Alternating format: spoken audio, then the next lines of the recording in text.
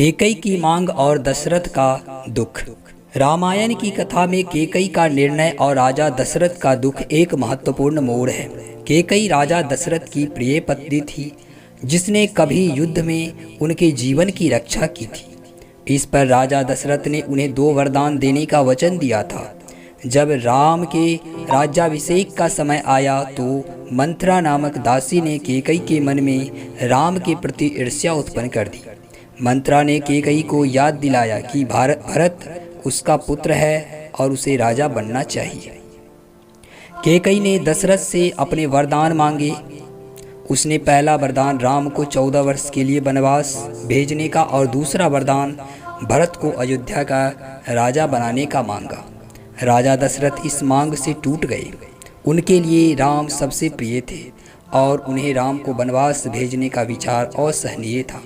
दशरथ का हृदय इस निर्णय से इतना दुखी हुआ कि वे राम के वनवास जाने के बाद जीवित नहीं रह सके। केकई की इन मांगों ने केवल दशरथ को ही नहीं बल्कि पूरे राज्य को संकट में डाल दिया। यह घटना रामायण का सबसे भावनात्मक और महत्वपूर्ण हिस्सा है, जो त्याग, प्रेम और कर्तव्य का संदेश देता है। राम, सीता और लक्ष्मण का 14 साल का वनवास रामायण का एक प्रमुख हिस्सा है, जो त्याग, कर्तव्य और धैर्य की महान गाथा है।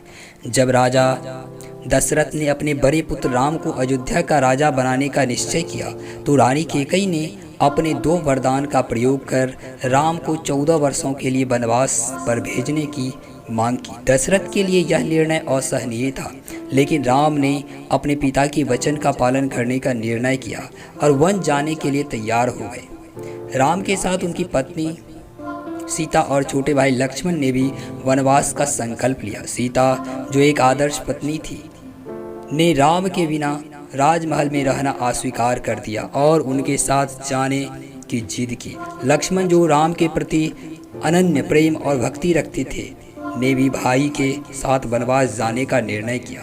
वनवास के दौरान राम, सीता और लक्ष्मण ने कई चुनौतियों का सामना किया। वे चित्रकूट, दंडकवन, पंचवटी जैसे विभिन्न स्थानों पर रहे। यहाँ उन्हें अनेक ऋषियों, वनवासियों और राक्षसों से भी सामना करना पड़ा। वनवास का सबसे कठिन दौर तब आया जब रावण ने सीता का हरण कर लिया, और इस घटना ने राम को न केवल व्यक्तिगत स्तर पर दुखी किया बल्कि इसे युद्ध और संघर्ष की दिशा में भी मोड़ दिया।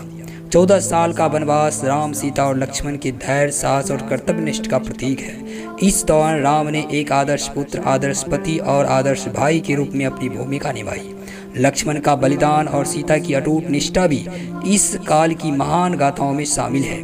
यह वनवास रामायण का वह हिस्सा है जो आज भी जीवन में त्याग, धैर्य और कर्तव्य का प्रेरणा देता है।